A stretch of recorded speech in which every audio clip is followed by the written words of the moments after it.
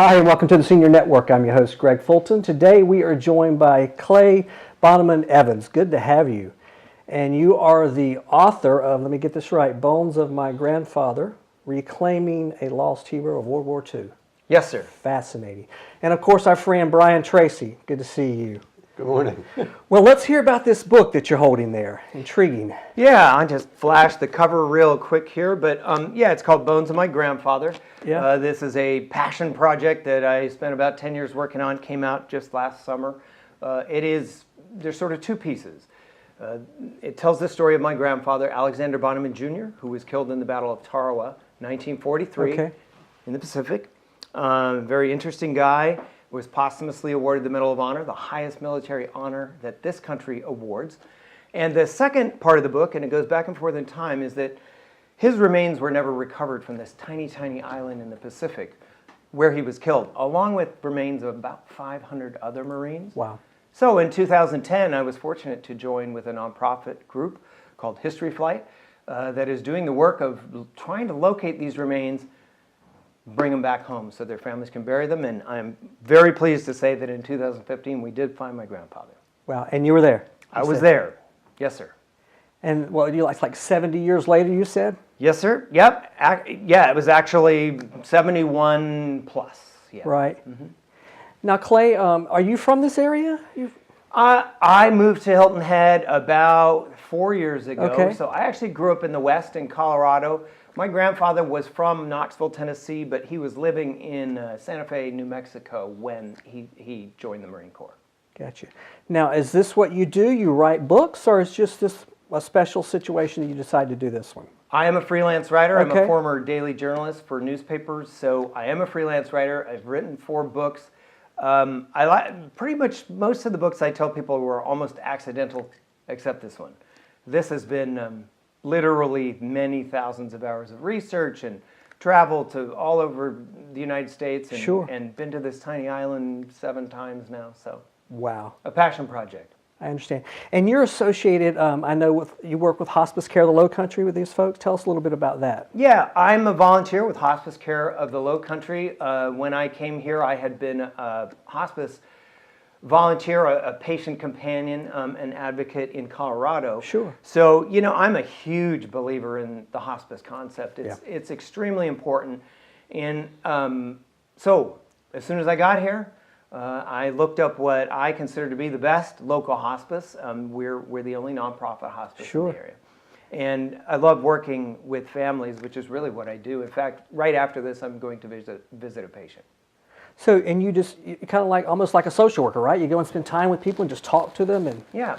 You know, our teams include, so obviously medical people, and we have a chaplain and a social worker. All of those are components.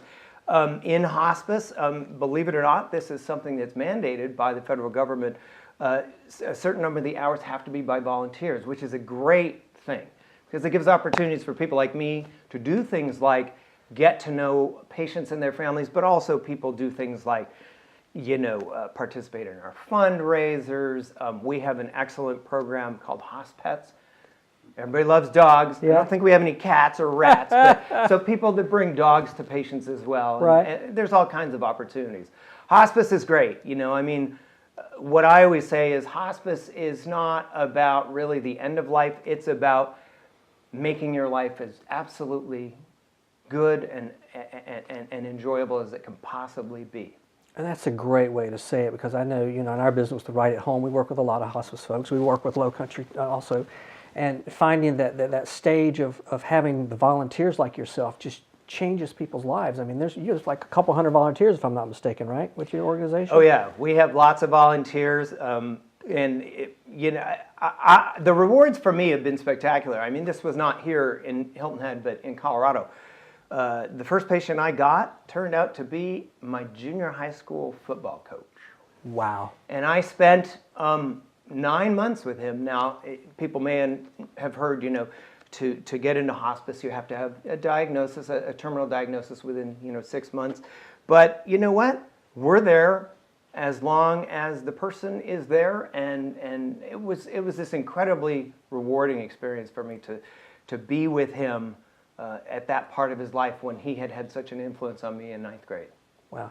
Well, Clay, do you have any ideas for any books out there on the horizon, or? I do. I'll tell you, this book, this is not the way authors should go about doing this. You should always have one in the pipeline. I've got a friend, James Scott, up in Charleston. He's always got one, boom, boom, boom. He's a best-selling World War II writer. I do have a couple. I should have much more work on both of those, but they are both World War II related, very interesting people doing kind of preliminary research there. I understand. Great. Well, that's great information, Clay. I really appreciate it. And everything you're doing is awesome. Thank you. We've heard a lot of good things about you. I appreciate having the opportunity Do to the talk. guests ask his other Sure. guest a question? Sure. How are you able to determine and identify the remains? Yeah. I imagine some DNA testing was involved? Well, here in the age of CSI, we all think DNA, DNA, DNA. Well, the truth is, both for the military and actually for the justice system, the real standard, the typical standard, is dental comparisons, if you can do that. DNA is sort of cherry on top. Remarkably, these remains, and particularly my grandfather, they've been in the ground in sand for 70 plus years. My grandfather's skeletal remains were in excellent condition. He was older when he went into the Marine Corps. He came from a fairly wealthy family, which meant he had very distinctive gold dental work, and a lot of it. So the minute we saw those teeth, literally the archaeologist who was working, and I was holding a video camera, and she said, "Gold." I dropped the camera. But, we expected him to be there, but there can be soil disturbance. So it's dental, it's circumstance. We can look at those skeletal remains. We can tell race, sex, size, things like that, and then you look at that dental. And then sure, if you can get the DNA, and our organization, History Flight, we do actually look for families and ask for DNA. Sure. Thank you so much. Well, we need to take a break. Stay with us. We'll be right back.